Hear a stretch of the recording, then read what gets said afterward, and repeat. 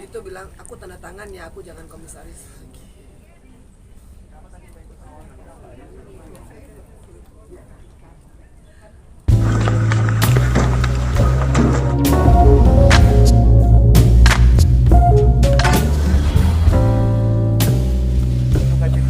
Untuk sekian kalinya atas kepergian almarhum Prof.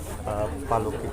Nah, Mbak Enji, ini tadi momen sudah selesai pemakamannya, gimana artinya merasa kehilangannya seperti apa sih, duka dan dukanya sendiri? Yang pasti, alhamdulillah semuanya dilancarkan oleh Allah. Acara pemakamannya juga akan sampai dibantu oleh Lipo Group karena kebetulan ayah Dedi itu direktur PT Agora Siloam rumah sakit. Kalau kehilangan pasti, karena ayah saya itu adalah bukan hanya sekedar ayah tapi teman curhat, teman diskusi, teman debat, teman berantem, semua itu udah ada di Dedi. Karena mungkin saya anak perempuan satu-satunya, dari kecil itu semua hal itu diajarkan oleh ayah saya. Dari sepeda, bawa motor, bawa mobil, itu semua ayah saya. Jadi kalau mau ikut putri-putrian, yang coaching juga pasti Dedi. Kalau mau ujian skripsi, yang ngedrill duluan pasti Dedi. Nah, waktu di dalam lapas, yang setia ngunjungin seminggu 3 kali selama 10 tahun itu hanya Dedi gitu. Dari langkahnya yang masih tegap sampai yang udah tertatih, dan Dedi itu setia, yang mengantarkan aku ke sidang-sidang, yang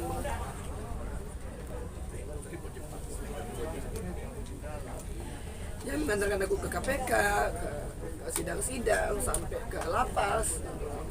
Itu adalah ayah saya. Jadi tidak pernah Dedi itu kehilangan waktu untuk mendampingi saya. Jadi kalau mau dibilang kehilangan, pasti sangat kehilangan. Mbak Enji, sebentar lagi kan momen hari kelahiran Mbak Enji nih. Nah, artinya beliau sudah tidak bisa menemani di momen hari kelahiran Mbak Enji. Gimana Mbak Enji?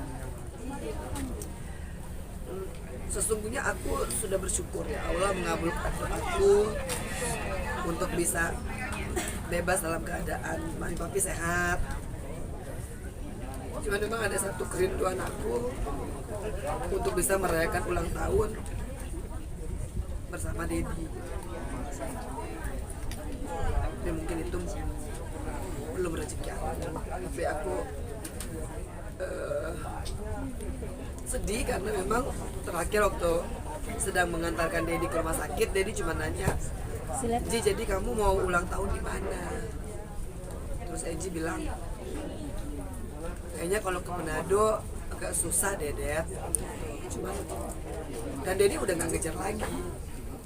Biasa kan kalau gitu pasti critical thinkingnya kan kenceng ya Dedi ya, dia nanya kenapa lah, alasannya begini, alasannya, tapi itu dia hanya diam aja dan udah gitu. Ternyata ya mungkin itu belum rezeki aku. Tapi Mbak Enji, ada rencana mau merayakan di mana bersama almarhum sebenarnya, selain kemana? Jadi mungkin sedang mengatur untuk ulang tahun di Manado sekaligus Natal bersama keluarga besar Sondang. Ya. Tapi aku yakin pasti Dedi di ulang tahunku nanti pasti akan tetap melihat gitu dari atas. Sangat ya. Terus saya sesungguhnya berusaha untuk kerja buat ayah, ibu, dan Kianu dan anak-anak saya lah. Artinya apapun akan saya lakukan untuk membahagiakan Dedi. Karena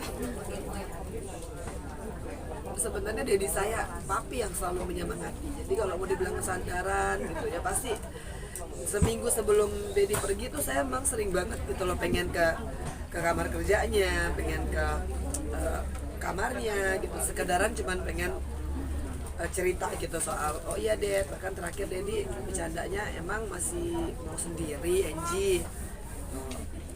Angie bilang udah Ded nggak apa-apa, ini masih sanggup dan nggak apa-apa mau jalanin kemah food, mau jalanin kemah entertainment gitu.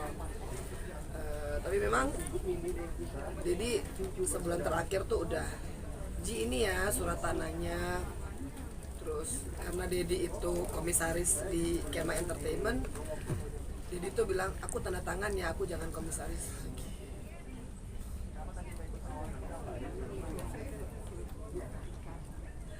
Udah harus Angie yang pegang ya, jangan Dedi lagi gitu. Dan itu ditandatangani hari Kamis. Berarti 3 hari sebelum Dedi meninggal. Jadi Dedi itu udah seperti mempersiapkan begitu semuanya. Terakhir aku ke Manado diantar Dedi gitu. Ini ada, ini Anji, ini rumah Dedi gitu. Karena aku mungkin nggak mengikuti perkembangan selama 10 tahun. Jadi Dedi langsung oh yang ini terus ketika ke Jakarta pun Dedi bawa surat-surat tanahnya gitu.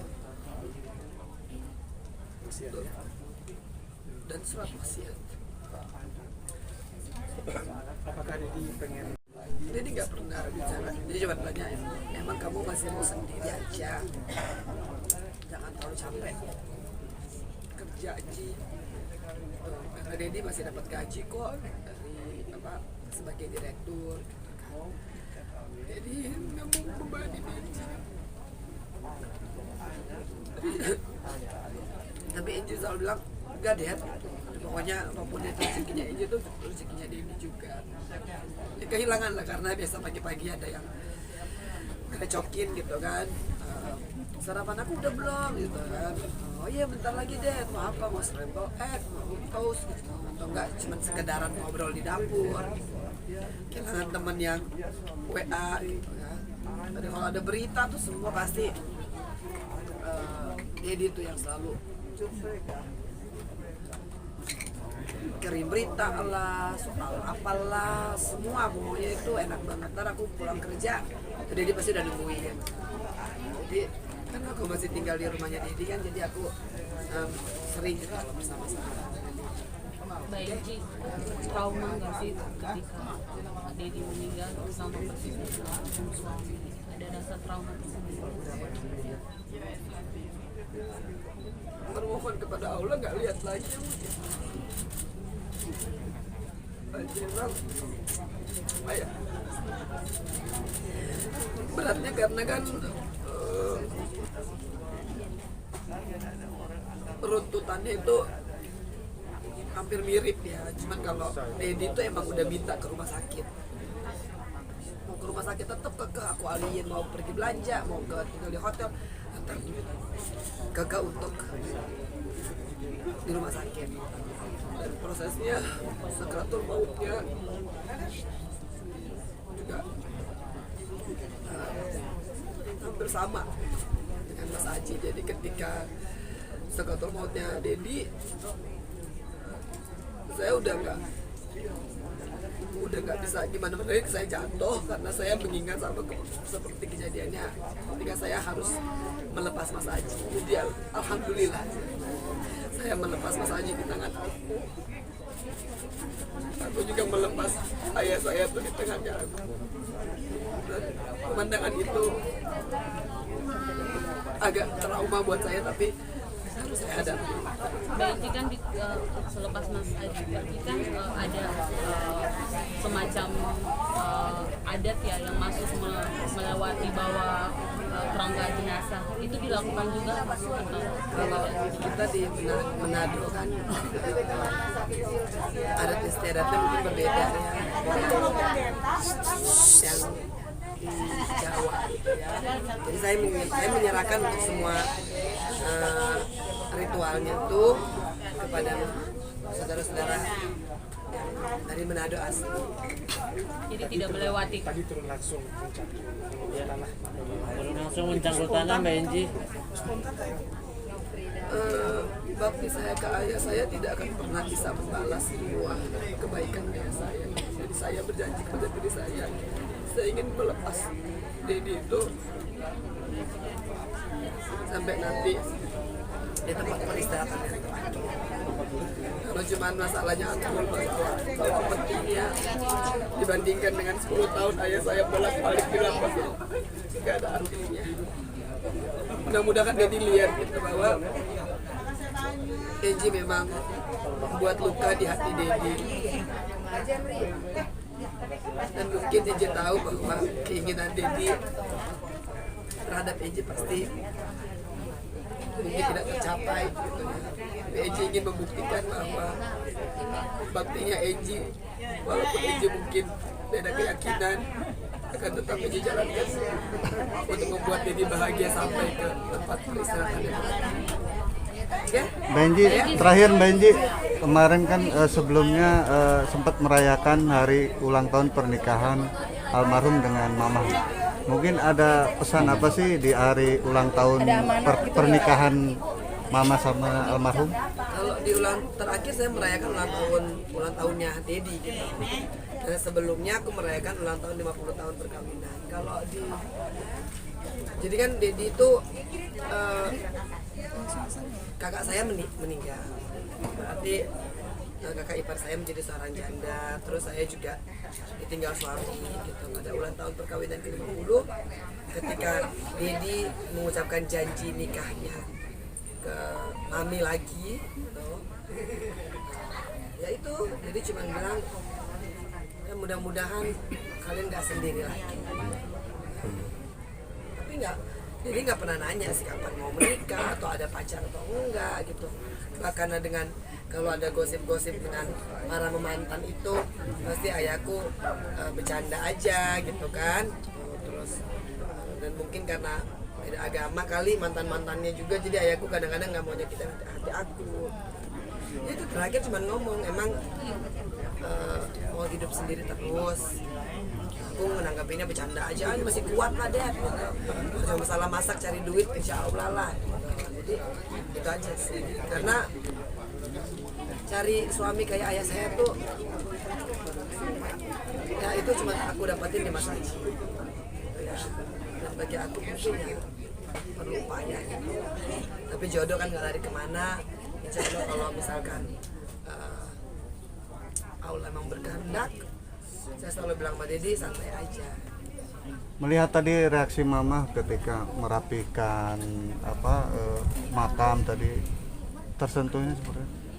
Kalau aku bahkan nggak cuman itu, karena mama saya itu kan ngurusin ayah saya detail.